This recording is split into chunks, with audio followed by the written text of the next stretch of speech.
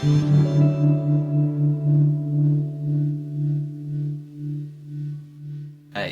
I'm Eli, and welcome to this video on the pentatonic scale. Today we're going to learn one of the simplest scales in Western music theory, which is the pentatonic scale, and we'll be doing this on guitar.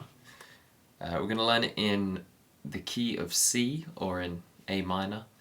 We're just going to do one shape to start off with. The reason I teach this as the first scale is because it's a really simple shape, easy to get under the fingers, and which makes starting to improvise and solo and write melodies and train your ear and all kinds of things much easier because the shape's not too hard to grasp.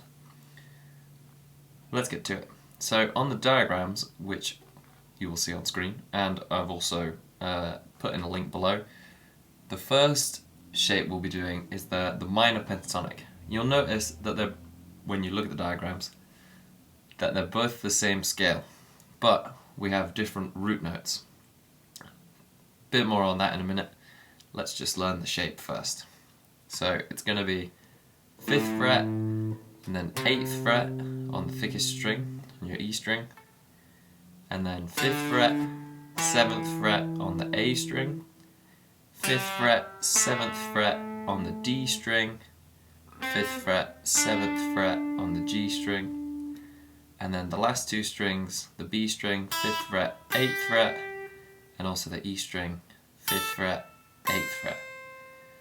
So the pattern: 5, 8, 5, 7, 5, 7, 5, 7, 5, 8, 5, 8.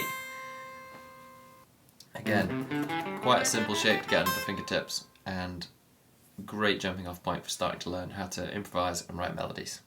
A note that I want to mention about the scale is it's really common. You'll see a lot of guitar players will give up their little finger entirely in their left hand, and instead will play the shape with just third finger and first finger, which is possible, and when I started playing guitar I did this as well.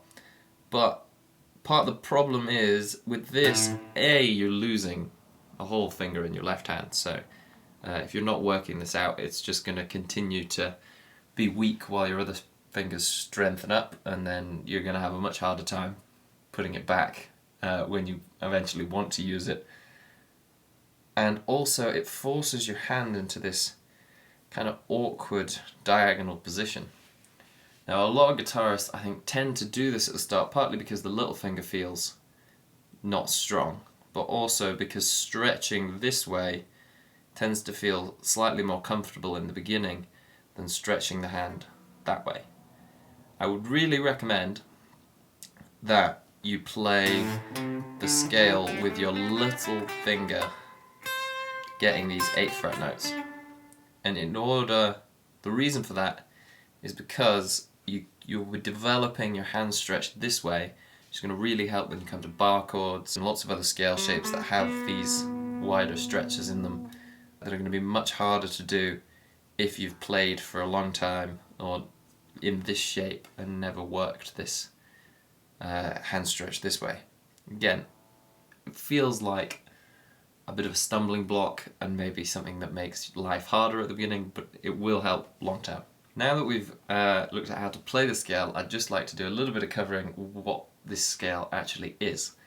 Now, our full minor or major scale has 7 notes in it, out of a total 12 tones that we have in Western music. So the full minor scale sounds like that, or the major scale. So the full minor and major scale have 7 notes. Now our pentatonic, pentagram, pentagon, just 5 notes. So we've lost 2 of the tones in the full scale.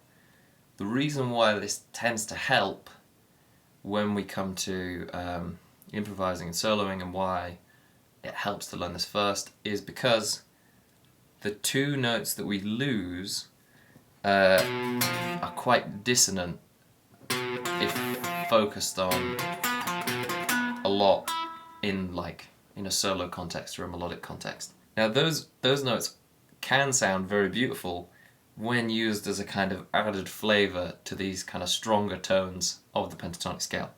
At least this is how I like to think about it.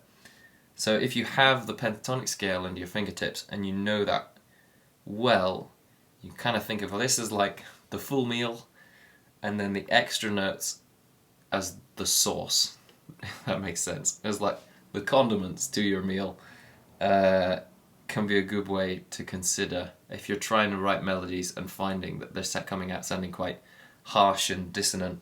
Then taking this pentatonic scale